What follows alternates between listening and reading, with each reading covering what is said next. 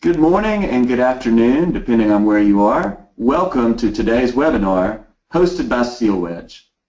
Today, we are delighted to welcome Lora Cecere, founder and CEO of Supply Chain Insights, and as well Greg Gilbert, Vice President of Product Management for Steelwedge. Today's discussions will revolve around this simple question: what is the value of sales and operations planning? Thank you for joining us. I'm Will Haraway, and I'll be your moderator for the next hour. We'll get started in just a few minutes, but before we do, I'd like to cover a few housekeeping items. This event is being recorded and will be emailed to you after the webinar to review or share with your colleagues. We encourage you to interact with our speakers, so feel free to please post your questions at any time during the webinar in the question box within the side panel at the right of your screen. We'll do our very best to address them in the Q&A at the end of the hour. And with that, I'd like to introduce Lora Cecere to kick off our event. Lora is the founder and CEO of Supply Chain Insights, and she has more than 40 years of diverse supply chain experience, including 9 years as an analyst with Gartner, AMR, and Altimeter, 15 years building software with Manugistics and Descartes, and 20 years as a supply chain practitioner at Procter & Gamble, Kraft General Foods, Clorox, and Dreyer's Grand Ice Cream. We're honored to have Lora and Greg with us today. We'll get started by passing the presentation over to Lora. Thank you so much, Will. I'm delighted to be here. I get asked the question all the time about what's the so what, who cares? What's the value proposition of sales and operations planning? And for me, it is the fundamental platform to execute a growth strategy. What I see in the research is that companies that are strong in horizontal processes, which include revenue management, sales and operations planning, and supplier development, tend to do better on both growth and the management of the supply chain metrics that matter. And we're going to cover that today, and I'm going to ask you, Will, if you don't mind, just to move the slides. Let's start and talk about, how do we come at these conclusions? So, Will, next slide. So Supply Chain Insights is an industry analyst firm.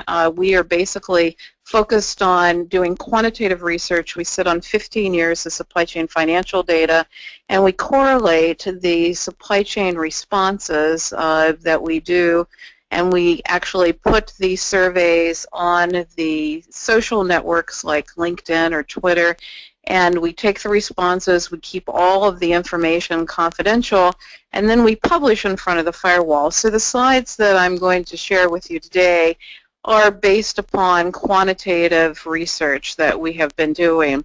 And in the study that we're going to talk about today, we ask people to basically rate the maturity of their sales and operations planning processes, and then we ask them to look at organizational alignment, because we find that the value of sales and operations planning to the metrics that matter is accelerated by alignment and by balance, and we're going to talk about those factors.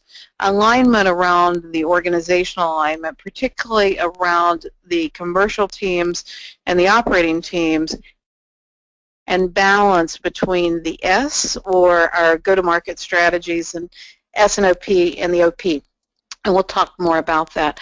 And we actually have a maturity model that we have published that you can find on our community, beatfusion.com, that if you want to follow up and benchmark your company on some of these factors, you can do that as well based upon the research. The maturity model that we've done is based upon 450 responses. So we're an advisory research firm. We're not a consulting firm. We basically work with clients, but we also work with quantitative and financial data. Well, let's move on. So I'm kind of a social scientist. I have a team of 5 people, and we do this triangulation around the market, and we also look at the evolution of technologies. And one of the things that we've seen is that the original sales and operations planning technologies were really an extension of advanced planning systems, and that's back when we had 15 to 20 planners. But today I work with organizations that have hundreds of planners, even thousands of planners. And so as we think about the value of S&OP and the fit of the technology, we have to think not only about modeling, but we also have to think about usability across different roles. Next slide, Will. So I'm a social scientist, and I also write for the business leader. So while other analysts that you may be familiar with write for IT or the information technology teams, I write for the average Joe, the supply chain leader. And I write on Forbes, I write on the Supply Chain Shaman, and if you want any other supporting materials, you can pick up research reports to support some of the results that I'm going to share today. Next slide, Will. And so, I've been studying sales and operations planning for 15 years as an analyst, and the barriers haven't changed that much. I wish they had, but they haven't. And one of the primary barriers is getting to data in a timely fashion, and this has become worse as we've built the global supply chain, and the average company doesn't have one ERP system. They've got 3 or 4. In fact, I'm working with a client now that has 110 ERP systems. So, as we've gone through a lot of mergers and acquisitions, we have data in disparate data sets, and we need solutions that can go across the data sets in a heterogeneous environment. And cloud-based deployments help us to do that. But the second barrier, and this is really a very serious barrier, is the lack of understanding and support by the executive team. Most of the executive teams are more transactional oriented, and so they want to understand, what are we going to get in terms of definitive ROI by when. And, S&OP is about 50% change management, it's about 30% to 40% process, and then it's technology.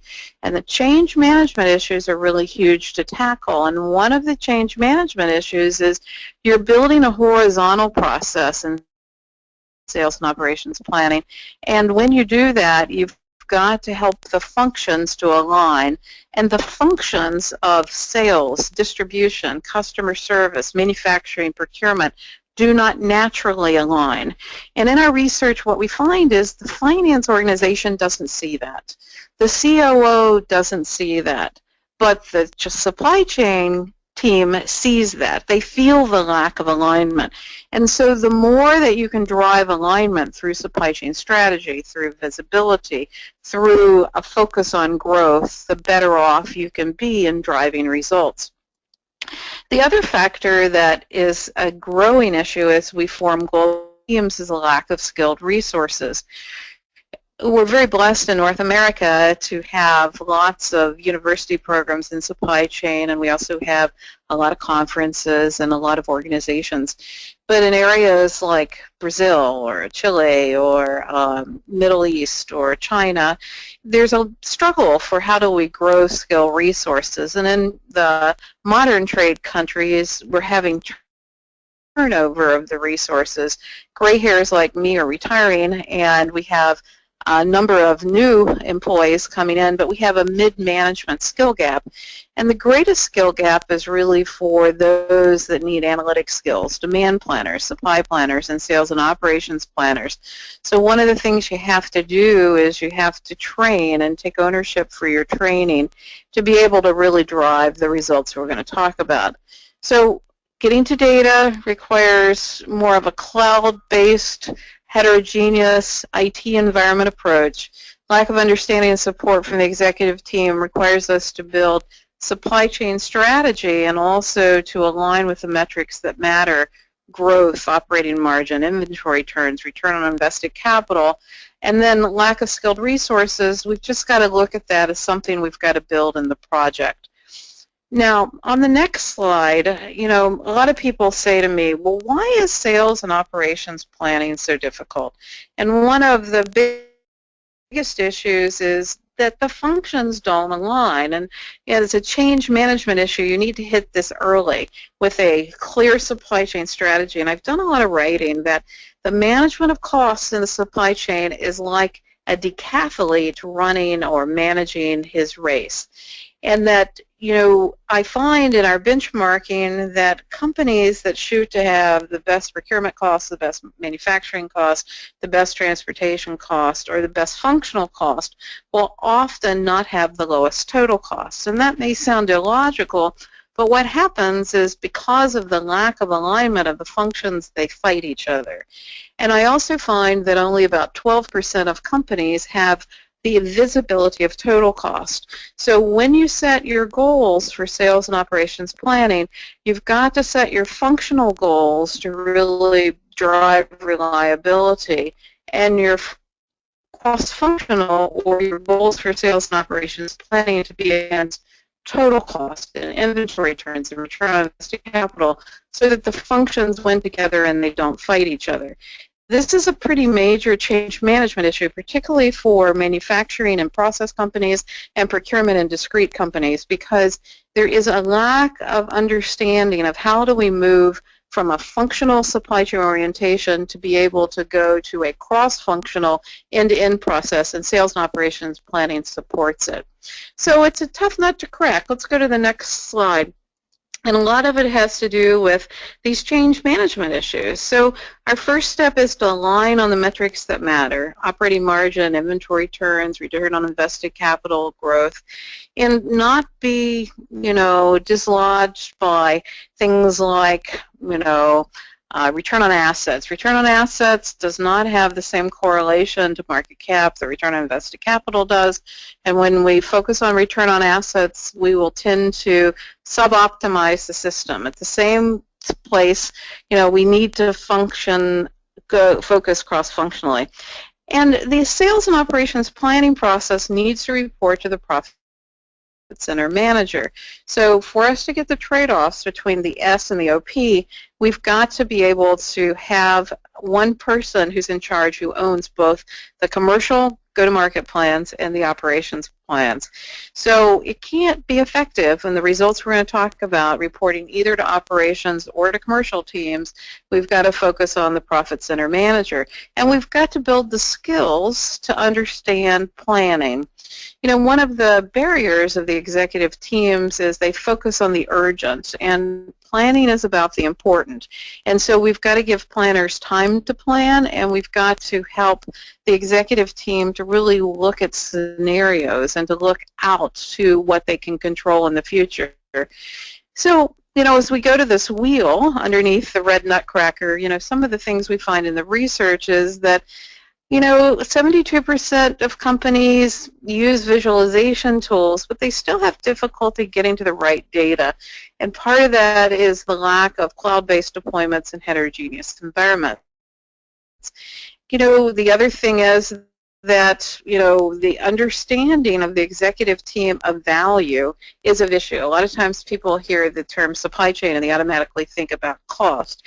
And we've got to rewire to really focus on value, build our skilled resources, and also realize that we typically don't have one S&OP process. We can have multiple, but we have to have balance between the S and the OP for us to be able to drive the results that we're going to talk about today.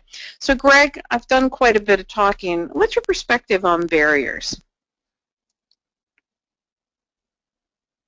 Laura, I think we really see the barriers broken down into two components.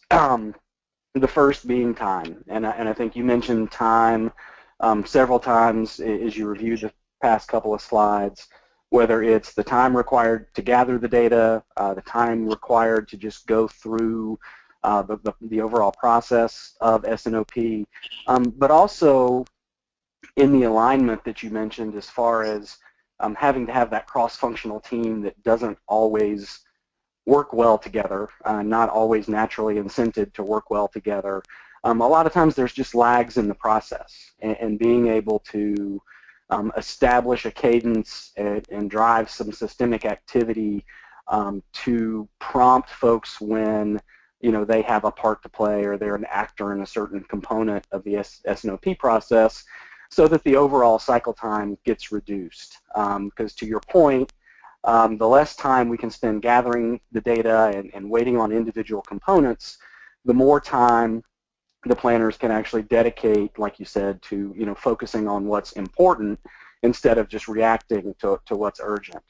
The other thing that we definitely see is, S&OP can be quite a long journey, and what a lot of our customers, and we've started to work very closely with them to do, is to break that journey up into sort of smaller, more achievable steps along the way in the process, so that as they're progressing along their S&OP maturity curve, it's not some very distant light at the end of the tunnel. It's walking down a well-lit highway where you can see those light posts, every few hundred meters or few hundred yards, so that you drive some business benefit sooner, and you also get those small wins that help your teams to build the camaraderie they need in order to be able to carry that going forward.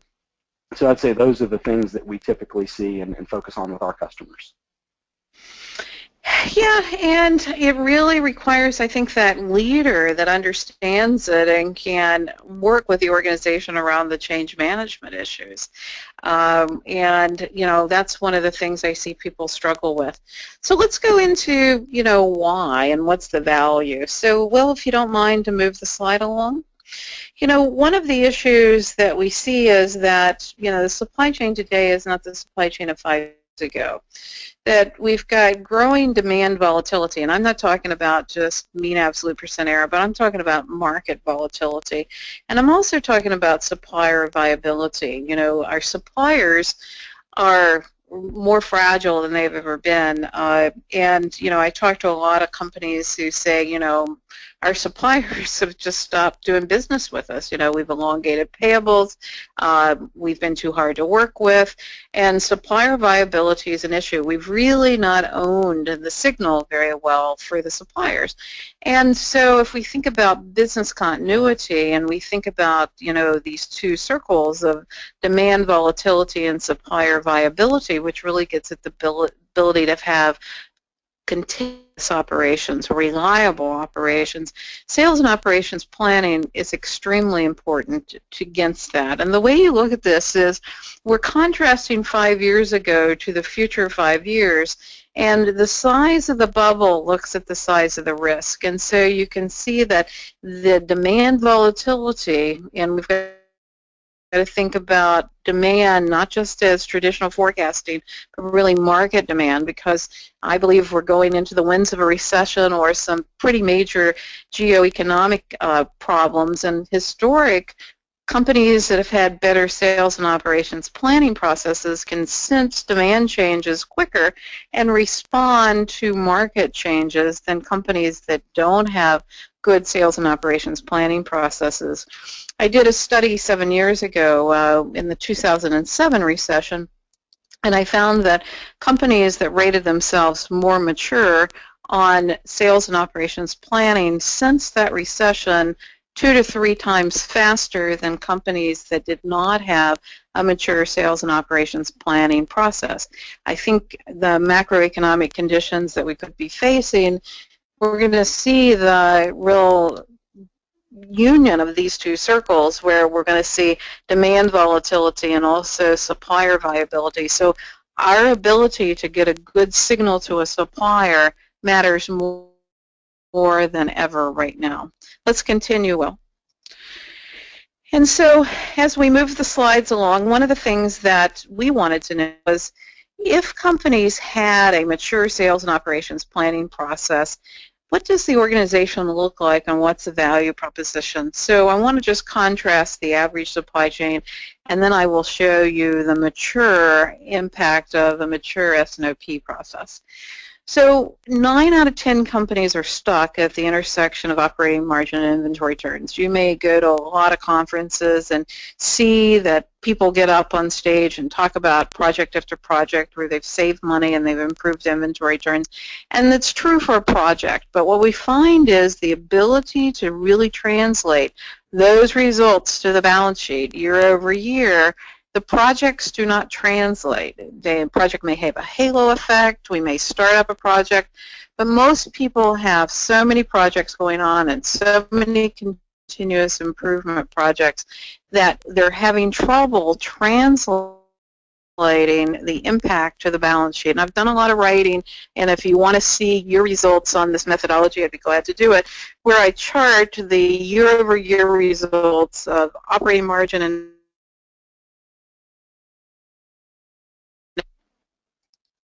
one of the things we find is that companies are not looking at the supply chain as a complex system, so they're not seeing the interrelationship of the metrics.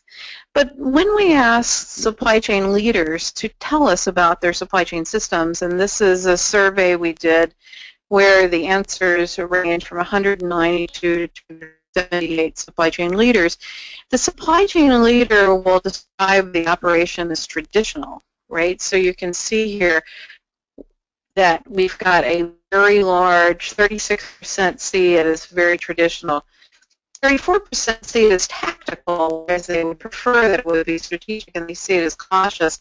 But 1 in 3 see the need for improvement. So, you know, I laugh when people talk about best practices because 9 out of 10 companies are stuck, and most companies say that, you know, cautious, room for improvement, tactical.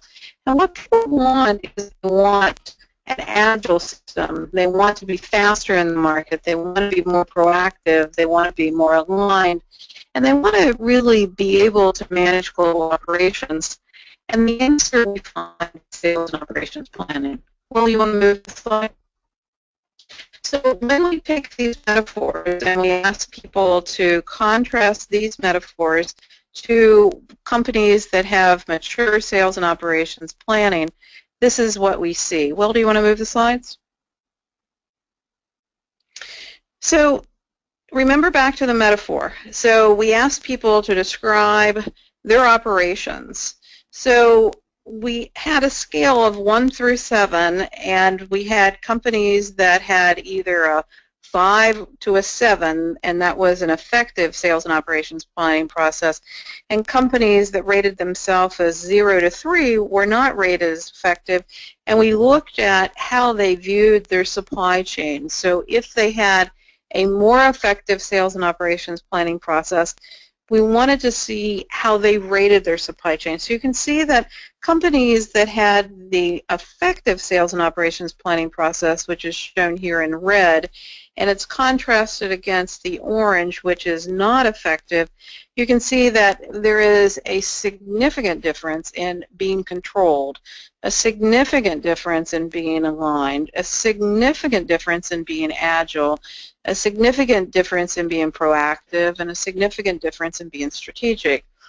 So when I talk about agile, I'm talking about the same cost, quality, and customer service given the level of demand and supply volatility.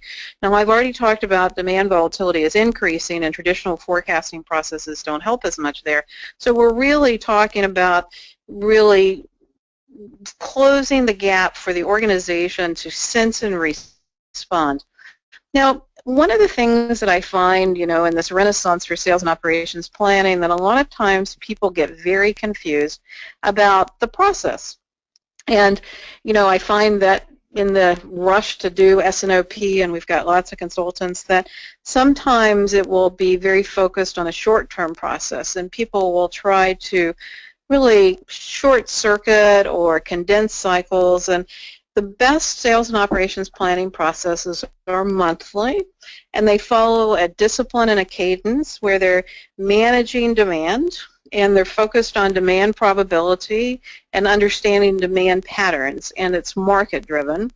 And then they're able to manage tactical supply. So tactical supply I define as going from the slush period, and the slush period is the order period where orders are coming in and I'm confirming orders. So past that order horizon, past your fixed period in manufacturing, out to a tactical horizon where you're making tactical decisions around sourcing and distribution, and that's typically 12 to 16 months. It'll vary by industry. Pharmaceuticals will have a longer duration than high tech, but what it is not is 3 to 4 weeks. This is not a short-term view. And then what they do is they convert that to the most profitable plan, which really requires education by the finance team to understand the difference between sales and operations planning and the budget, and to be able to understand sales and operations planning as a complex system. And then they'll conduct what-if analysis. And one of the things we see is that only 30% of companies are able to really do what-if analysis. So a what-if analysis would look at, what if demand changes, or what if a supplier has an issue, or what if, product X sells more, right? It's whatever is running as uncertainty in your organization, to be able to look at uncertainty and to be able to have the visualization for the executive team, and then to be able to really drive that building of the plan that can be executed. And we find about 20% of companies actually take the S&OP planning cycle to execution and manage the cross-functional impact of what that looks like between teams. So, Greg, let's just take a look here. I mean, what do you think of this value proposition? I was surprised to find out that an effective S&OP program would have this big of impact on agility, alignment, and the ability to control operations. How about yourself? I think we see that situation as we go into most of our customers and prospects, that what you've mentioned here as far as the key objectives, that's really what they're trying to achieve. And being able to essentially get to either the most profitable plan or the most feasible set of plans if they're wanting to look at a series of what-ifs or constraints, so that they can operate sort of at that inflection point of optimal margin. And you mentioned that as being where you're right at that tactical time frame, but you're not within that short-term time frame, and being able to drive decisions and control out to that point, because that's where, like you said, you're making the most profitable decision. And if you go back to the barriers you mentioned earlier, certainly when you have people reporting, barriers that have, 75, 60% as far as the obstacles they face, being able to put in set a process and a technology with the right executive support, it's really not a surprise that people are able to close that kind of gap. Well, one of the things that you've been working on, Greg, is the redefinition of the Steelwedge architecture to be more scalable and to be able to visualize and represent data. Do you want to spend a little bit of time telling the group a little bit about the work you've been doing? Yeah, absolutely. So as you mentioned, we've been on a relatively long-term program to move our architecture forward, mostly because we saw a few years ago that, as you mentioned, the size and scale of the supply chain has definitely grown. As companies have gone global, they have more customer points, they have more supply points, they have more suppliers, and they have more products. And so when you do the multiplication and you put all that together, you're talking about 10 to 20 times the number of points that your average planner has got to be able to try to plan in the same cycle time. In addition to that, there's more data than ever that's available to help these planners better predict those demand patterns in the future and to get a better sense of what the actual probabilities around that demand is, thanks to some of the leading data science that's been done out there. So we have recrafted the underlying architecture of our solutions to be able to handle the scope and scale of that data, to be able to provide a very graphical user interface with prioritized actions that planners know where they need to spend time to be able to achieve optimum results. So if 60% of their portfolio that they're planning for has got an acceptable forecast based on what we can predict and see, just let that roll forward and work on the others, right? So make sure that they're putting their time where it's the most valuable and be able to consume that data from external sources, whether that is on the demand side or also on the supply side, as you mentioned, with supplier risk. And being able to put the visualization around that because everybody is able to more easily understand the pictures instead of just the numbers, so to be able to support that type of tool as well. Right. Okay, so let's move on here, Will. The other question I get asked a lot is about inventory optimization and, looking at multi-tier inventory optimization or being able to even use an inventory optimization tool versus a spreadsheet. And so one of the research projects that we've been looking at is the difference between the use of basic software, which is an Excel spreadsheet or ERP, or more advanced software, which allows you to have modeling of inventory. And the most advanced allows you to have modeling of form and function of inventory. And we're looking at the time for return on investment. So for companies that had an effective S&OP, were they able to really drive a better time for return on investment? And this was a study that we just finished, and all of our research has at the bottom the study, so you can pick out the full study, but this was a study of 80 inventory optimization companies, and we contrasted with the sales and operations planning study. And we find that the impact is both a better return on investment when I'm modeling inventory, as well as if we look at the alignment between the teams. So the alignment between finance and operations is much better. So the finance team and the operations team have clearer targets. They're able to talk about the targets. They're able to talk about form and function of inventory. There are fewer political issues. And the same with sales, finance and sales, and finance with marketing. So the finance group can be a barrier in sales and operations planning. And one of the things we see is the visualization and the what-if analysis around multi-tier inventory optimization or operations modeling inventory can help to drive alignment between these functions as well as an improved return on investment.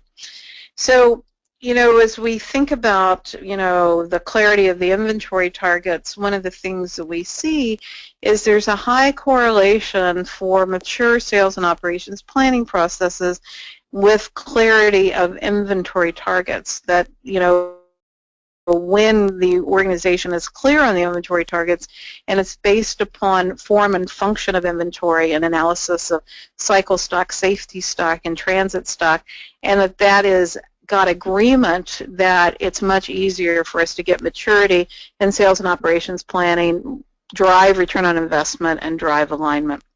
Next slide.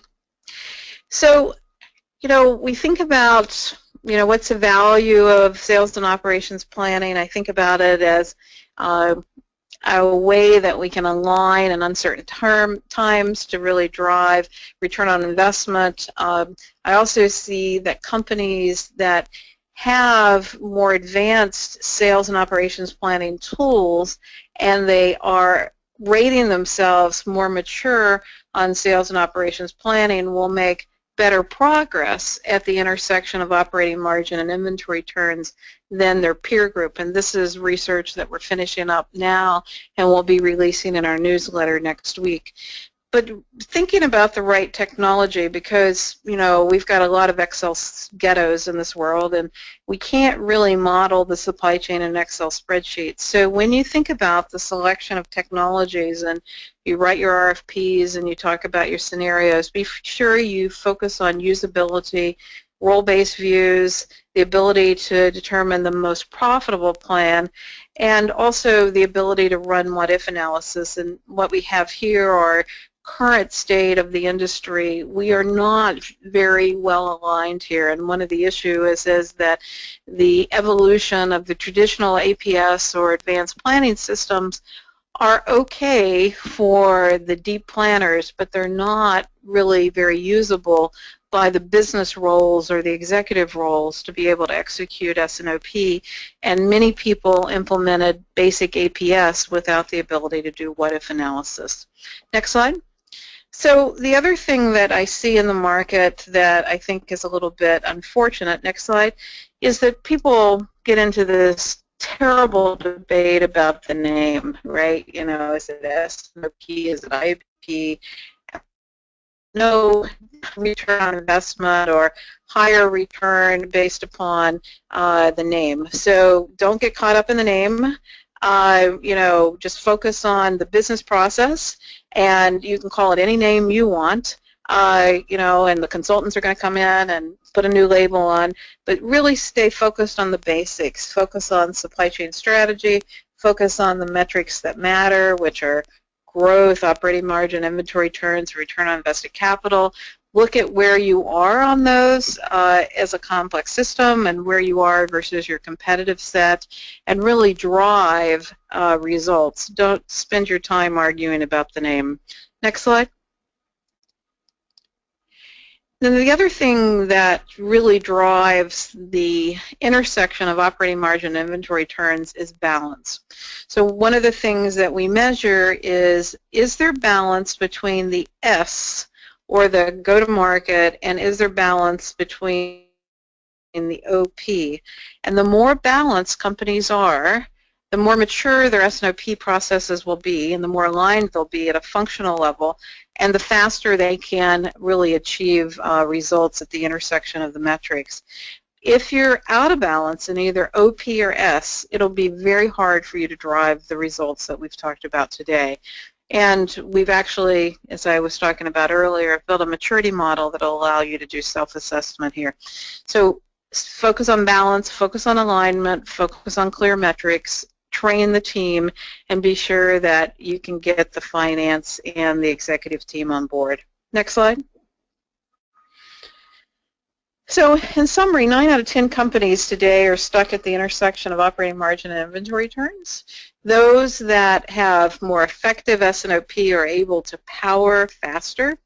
They'll power faster if they have alignment of the functions and if they have balance. But it requires technology. You can't really do it with an Excel spreadsheet. You can't really do it with traditional APS if you're more than 30 planners. And you really have got to understand what defines supply chain excellence. So with that, Will, I'll stop, and I think you have some questions for Greg and I. I do indeed. We've had a number of questions come through, so we'll jump in right here. So according to your experience, how much time does it take to move to a margin-based S&OP in large companies? Greg, do you want to take that first? Yeah, sure thing. You know, I mentioned earlier that, you know, we typically work with our customers to break the S&OP implementation up into multiple phases. And, you know, the reason why is that it can be, you know, quite a long journey to get all the way to the end of implementing the S&OP process, mostly because of the change management required to drive alignment within the organization. So, you know, that overall process can take up to 2 years.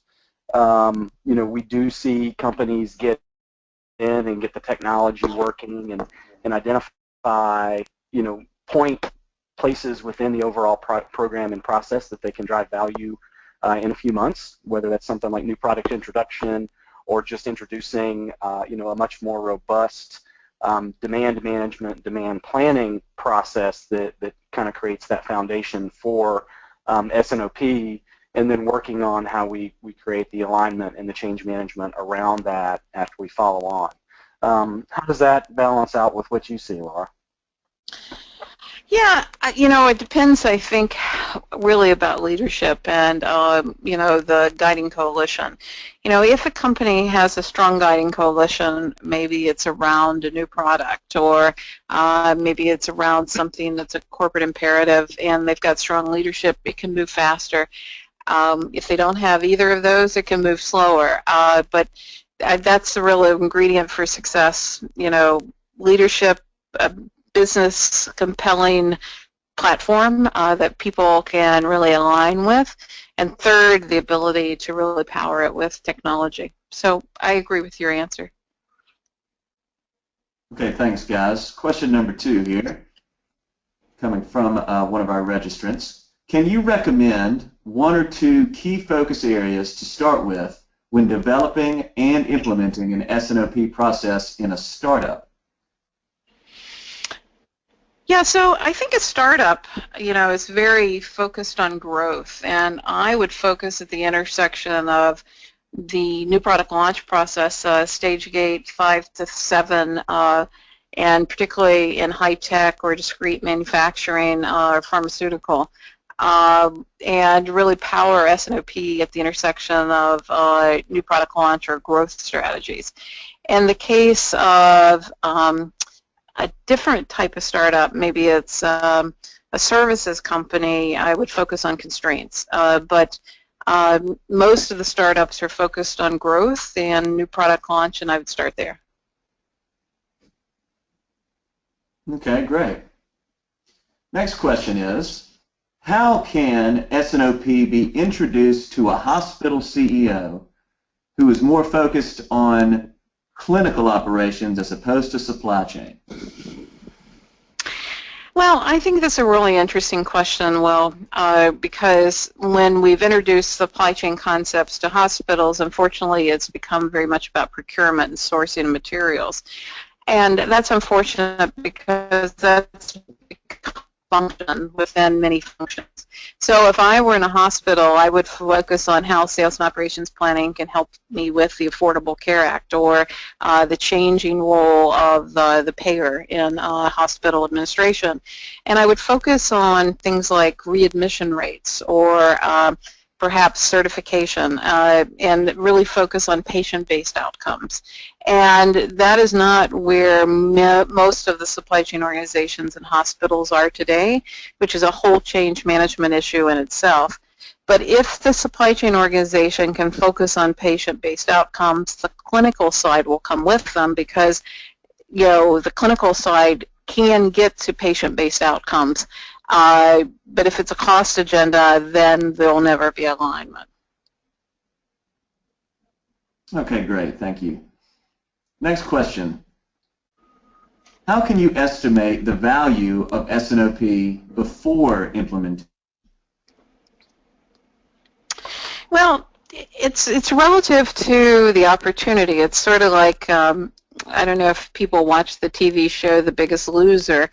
If a company has a lot to gain or, they've got a lot of fat, return on investment is, 3 to 6 months. If the company is running pretty lean and mean anyway and they're pretty advanced in technology, then, the investment will be 9 to 16 months. It really depends upon the starting point, and it depends upon the industry. The high tech and the pharmaceutical industries tend to run at higher margins, tend to have more inventory. The pharmaceutical companies tend to have a lower maturity rate in their processes. So it really depends upon the starting point, Will, but that gives you a range. Okay, thank you. We have a few more questions here, and again, if you have one, speaking to the audience out there, please type it in and we will certainly get to it. But the next question that was submitted is, can we start anywhere on the S&OP process wheel? Will, if you don't mind, let's just go back to that process wheel so that we have some context for the question, and that would be the black slide, yeah. My perspective is that, no, that you either need to focus on supply constraints, profitability, or forecast. And you've got to build those capabilities in 1, 2, and 3. And you need some base level capabilities there before you can do what-if analysis or really have effective collaboration. But that's my perspective. Greg, your perspective? Yeah, I would tend to agree. We see most of our customers starting more on the demand side. Just because that can help drive a lot of the uncertainties out of the process if they can get a little closer and narrower to a market-faced demand plan, and then at that point then they can balance that against the supply constraints to develop the most feasible plan. Okay, great. Thank you both. Next question. Can you explain just a little more, pardon me, I'll start over. Can you explain some more why it's better to be proactive than reactive for S&OP to work? Because the markets are uncertain. We wish that, the markets were more certain, but because we have global products and because we've got complex supply chains and we've got supplier uncertainty, supply chain life is very uncertain. And so the ability to be proactive, to have a playbook, is really essential. So, an example is when a football team goes on the field, they don't know what the other team's going to do, but they've got a playback book that they can go back on, right? And they know what to do when the X team lines up in a certain way. S&OP is a lot like the playbook that the football team takes on the field, and a football team would never just run on the field, right? They run plays. People on the team need to know what to do. And it's similar in S&OP. People on the team need to know what to do because the markets are uncertain. So I think you can't really maximize value being reactive. Okay, great. We have one final question we'd like to hear from both Lora and Greg, if we can, on this one. So I think it's a really good one. The question is, with the preponderance of ERP solutions deployed, why do companies have such a difficult time getting the data they need to perform S&OP? Well, let's look at the basic definition of what was ERP designed to do. ERP is designed to give me a system of record of transactions, and it does a great job of that, right? It's very disciplined, and it gives me transactions. But in planning, transactions are only a small piece of the data that I need. And planning data is time-phase data, and ERP is very much based upon transactional data.